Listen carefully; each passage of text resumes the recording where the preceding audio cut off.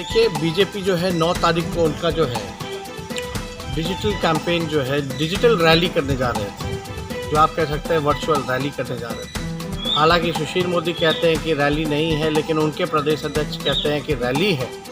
इन पे भी जो है दोनों कंफ्यूज है। अब देखिए हम लोगों की जो चिंता है वो गरीबों की चिंता है। जो भूखे जो लोग हैं उनका पेट भरने में हम लोग लगे हुए हैं। जो पैदल जो चल रहे हैं उनके कष्ट को दूर करने में लगे हुए हैं, उनको घर पहुंचाने में लगे हुए हैं।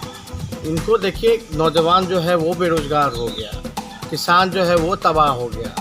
आप देखिएगा जो भूख से लोगों की मौतें हो रही हैं, गोली से मौतें हो रही हैं। और इस निकम्मी जो सरकार है, डबल इंजन की सरकार जो है, बीजेपी के जो लोग हैं, चाहे नीतीश कुमार हो, ये लोग को अपनी चिंता गरीबों की चिंता नहीं, बल्कि इनको अपनी भूख मिटाने की चिंता है। सत्ता का जो भूख है वो मिटाने के लिए है। अच्छा होता बीजेपी के लोग बताते, डिजिटल जो चुनाव कर रहे हैं और डिजिटली जो प्रचार कर रहे हैं, तो ये तब करते, डिजिटल का इस्तेमाल करते, भूख को मिटाने में करते, लोगों को पेट भरने में करते, लोगों को घर पहुंचाने में करते। लेकिन ये डिजिटली और जो इन्होंने चुनाव का जो बिगुल जो फूका है और चुनाव की इनको जो चिंता है, ये साफ दर्शाता है कि बीजेपी को अपना भूख मिटाना है, ना कि जनता का भूख मिटाना है। और हम लोग पहले घोषणा किए थे कि प्रतिकार करेंगे 9 तारीख को डिजिटली जो बीजेपी कर रही है, क्योंकि इनको गरीबों की चिंता नहीं है। हम लोग जो है राष्ट्रीय जनता दल मजदूरों के साथ खड़े हैं,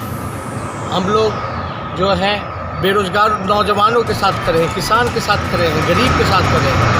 लेकिन बीजेपी जो है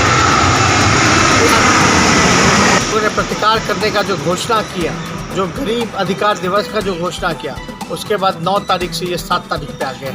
अगर ये 7 तारीख को बीजेपी के लोग करेंगे तो हम लोग भी 7 तारीख को प्रतिकार करेंगे। इन लोग अपना चुनाव का भूख मिटाएं, हम लोग जो है गरीब के साथ खड़े होकर के गरीब का भूख मिटाएंगे। नौजवानों को जो है उनकी आवाज़ उठाएंगे, जो बेरोज़गार हो रखे हैं, मजदूरों की आवाज़ उठाएंगे, किसानों की आवाज़ उठाएंगे। बहुत बहुत धन्यवाद।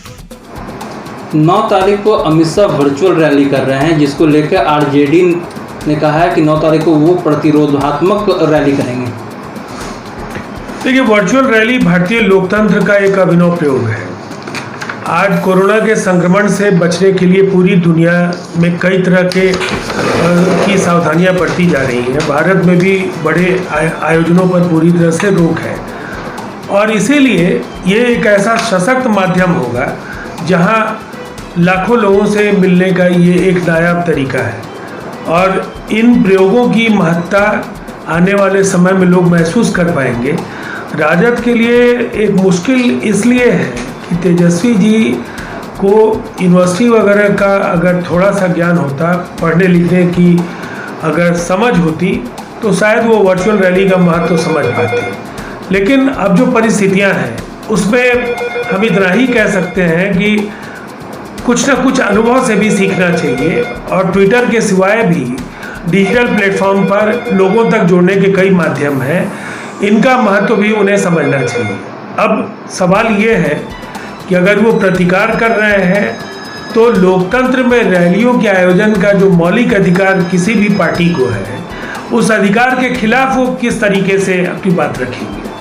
उन्हें अगर कुछ करना है तो उन्हें लोगों तक पहुंचने के लिए कोई तरीका तय करना चाहिए, बजाय इसके कि अमित शाह जी की रैली, प्रधानमंत्री जी की रैली का वो विरोध करें। क्या जेडीयू इस रैली को सफल बनाने में सहयोग करेगी? देखिए, ये भारतीय जनता पार्टी की वर्चुअल रैली है।